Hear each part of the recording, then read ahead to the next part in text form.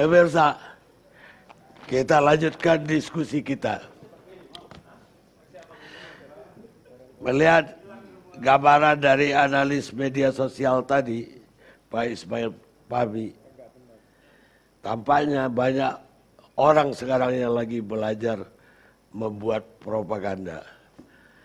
Karena salah satu dari tujuan buzzer tentulah propaganda.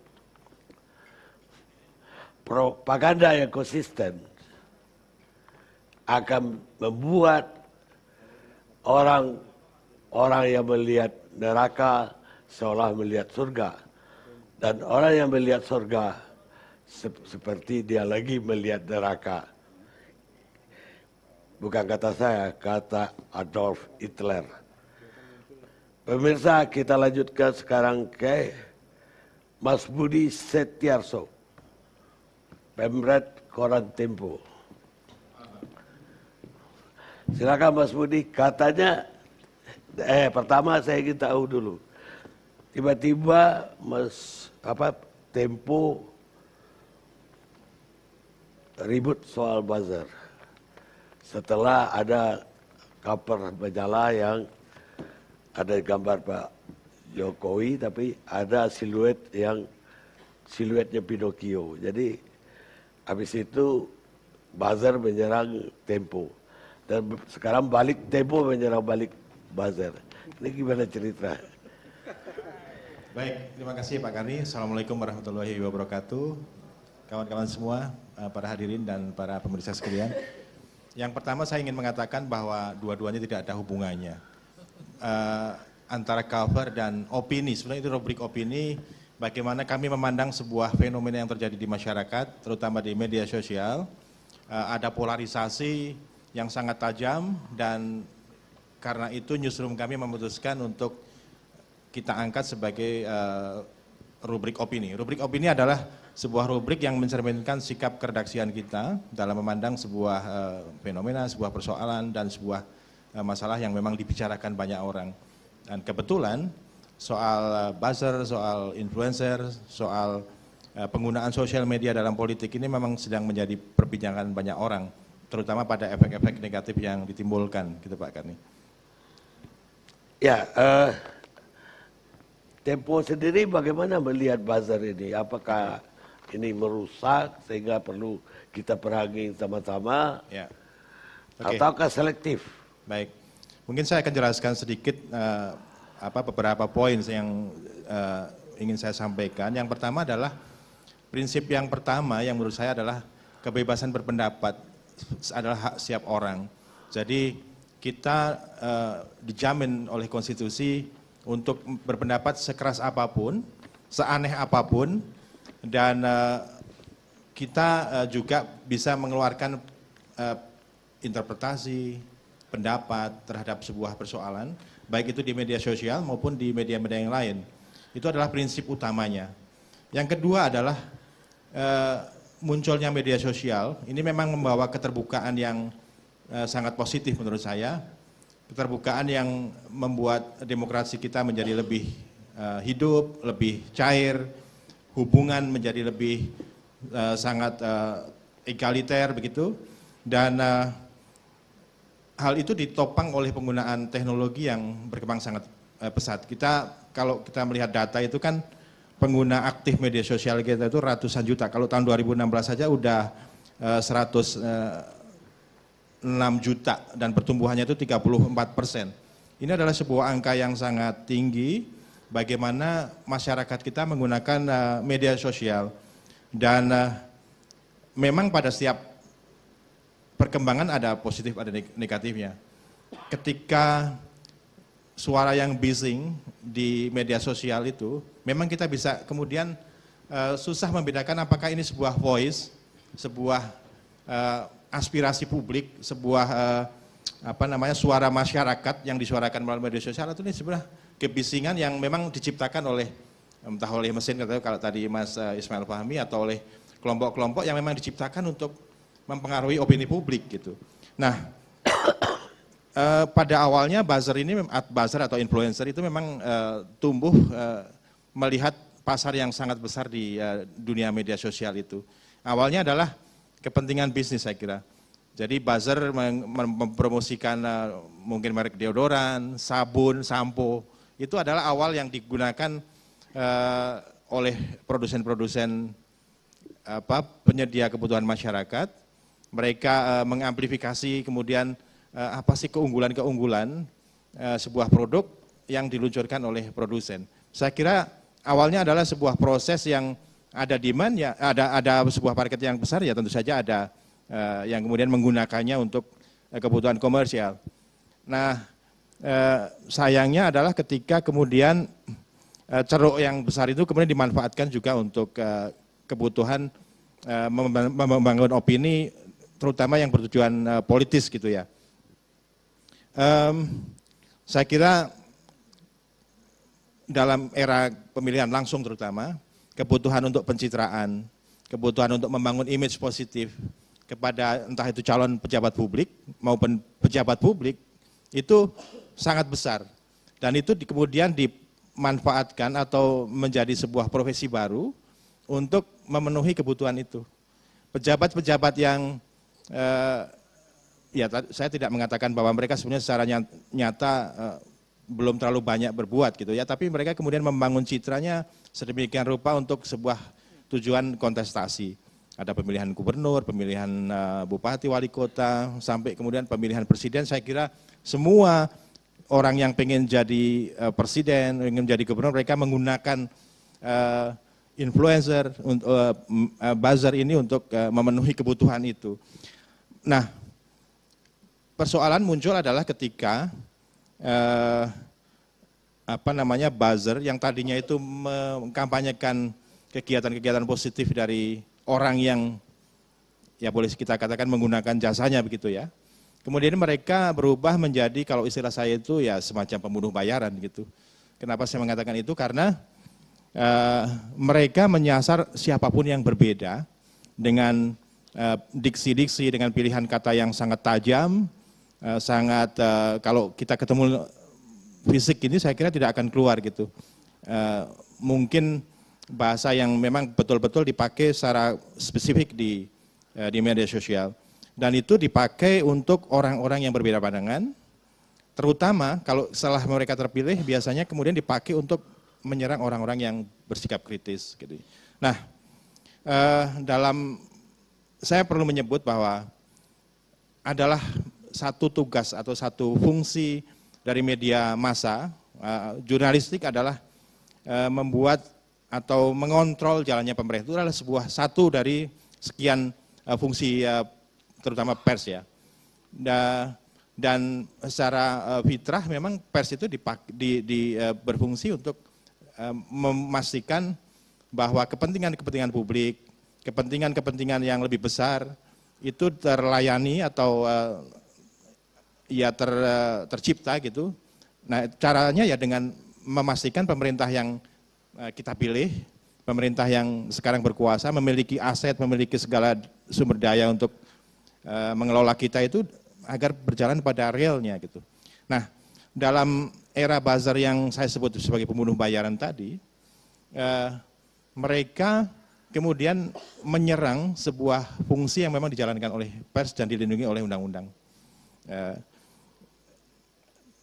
Buzzer yang saya maksud adalah buzzer yang kemudian tidak semata-mata mempromosikan orang yang dilayaninya, tapi mereka membunuh menggunakan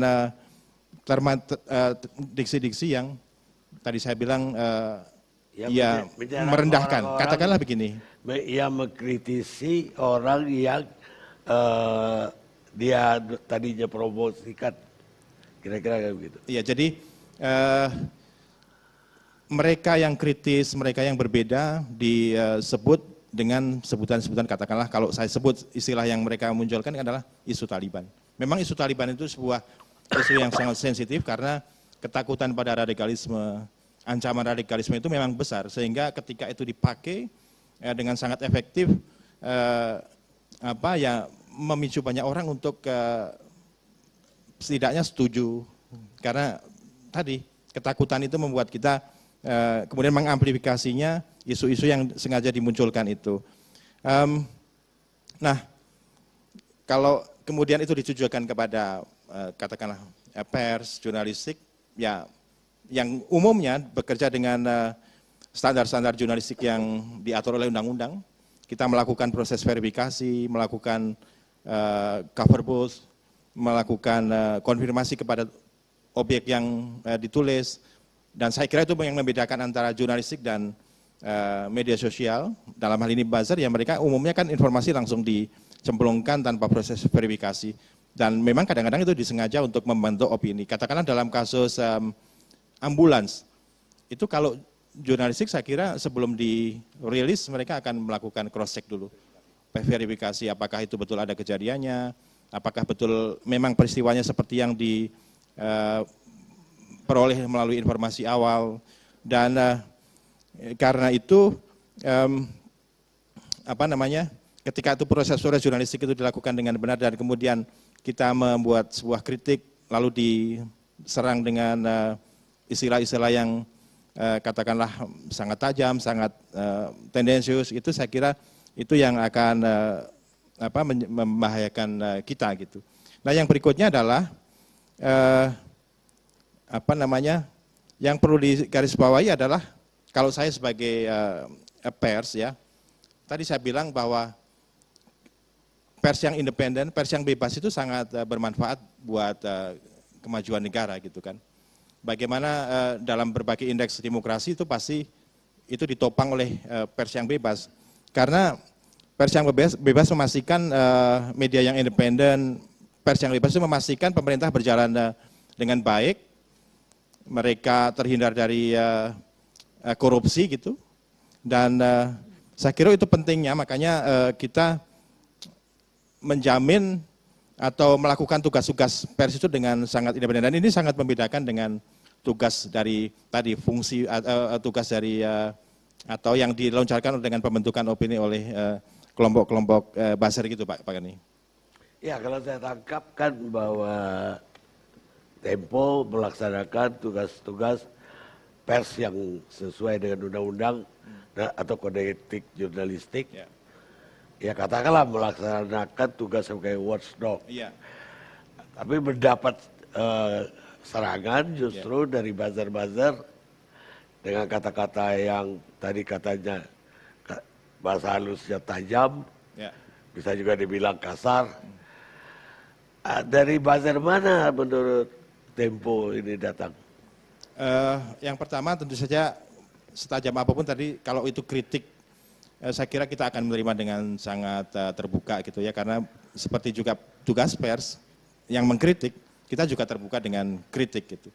Tapi yang kita amatikan adalah sebuah proses atau tadi yang bagaimana membunuh pembawa pesan ya, kill the messenger.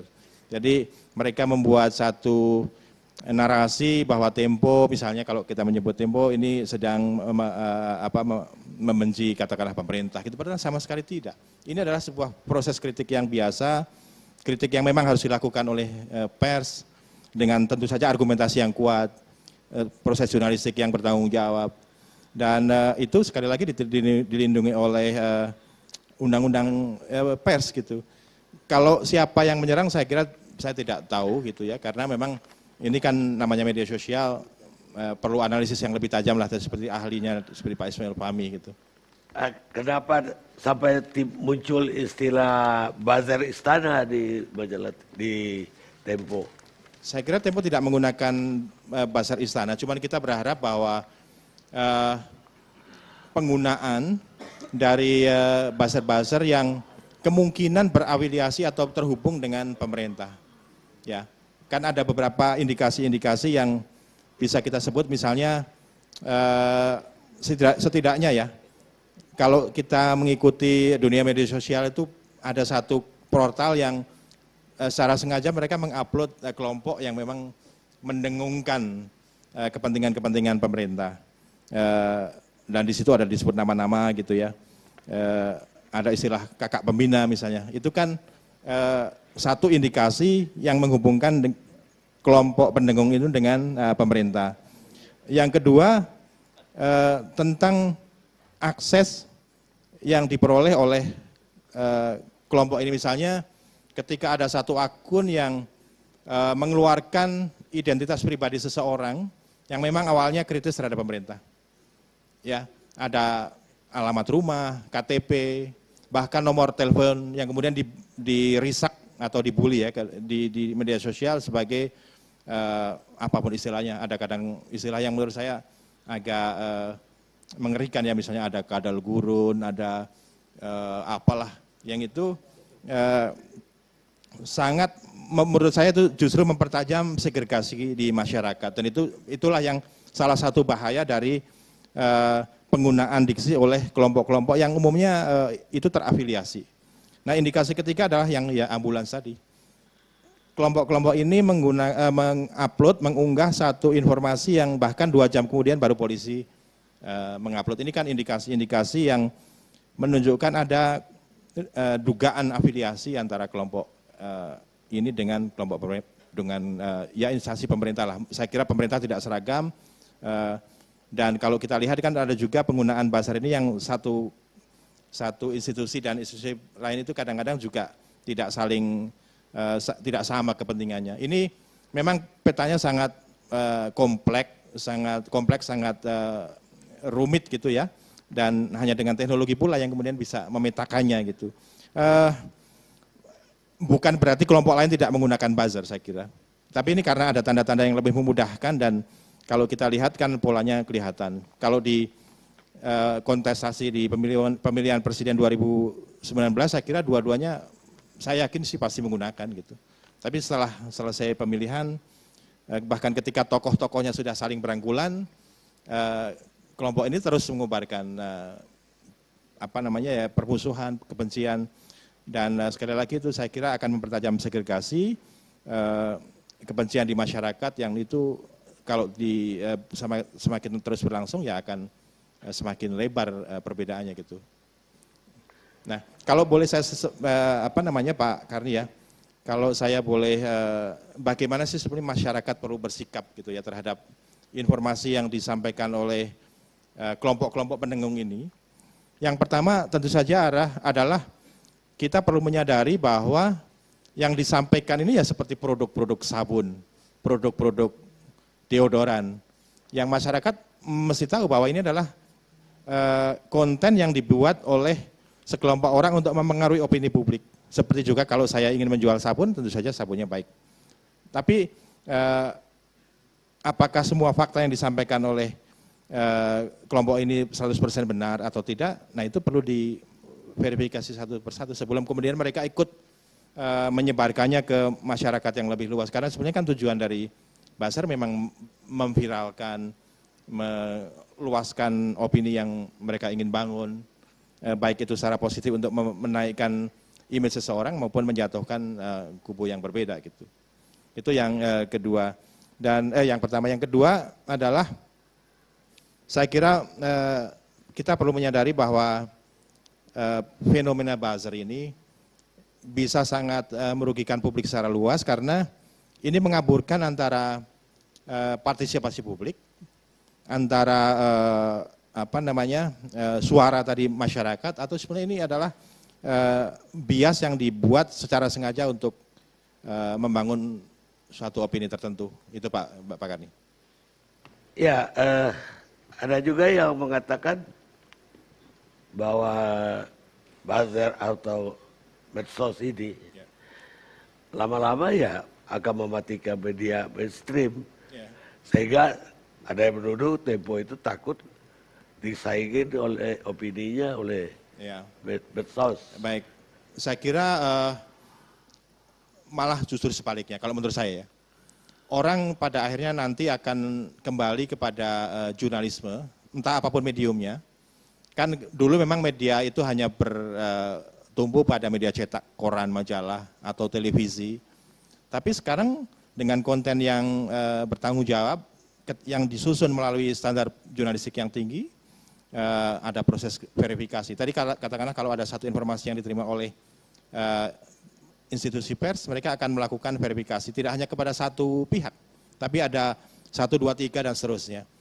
Setelah itu mereka akan meminta konfirmasi dari orang yang dituduh atau kantor yang dituduh, yang kemudian ditulis atau dikemas melalui apapun mediumnya, bisa YouTube, bisa media digital gitu. Intinya adalah jurnalistik itu seperti dapurnya, bahwa kemudian dia akan dijual di rumah makan Padang atau di rumah makan Tegal atau di kafe kopi yang modern, itu tergantung pada kebutuhan sebenarnya pengen masuk ke pembaca yang mana atau audiens yang mana gitu. Nah, satu yang juga akan mempertahankan jurnalistik adalah karena di pers kita memiliki satu kontrol yang bisa dipakai kalau kita melakukan kesalahan. Dalam hal ini katakanlah Dewan Pers. Dewan Pers akan menjadi institusi yang menangani kalau ada sengketa pers. Dan mereka akan berlaku profesional, bertindak adil, artinya tidak selalu pers yang dimenangkan. Kita beberapa kali dianggap katakanlah salah gitu ya, dan kita kemudian mengkoreksinya dalam penerbitan berikutnya. Nah, itu kan tidak dimiliki oleh media sosial. Artinya blog-blog yang katakanlah merilis fakta-fakta yang tidak benar, bukan, kalau tidak benar pasti bukan fakta ya. Artinya informasi-informasi yang tidak benar itu mereka tidak bisa dipermasalahkan, tidak bisa dikontrol melalui institusi yang sama. Dan mereka umumnya memang mengambil beberapa fakta untuk kemudian ditambahi dengan informasi-informasi yang dikelirukan biar mengesankan pada opini publik tertentu gitu. Dan ini yang membedakan antara media sosial dan ya pers gitu. Pers dikontrol oleh satu instrumen-instrumen yang menjaga akurasi dari mereka itu lebih terjaga, sementara media sosial yang namanya juga sosial mereka lebih bebas gitu.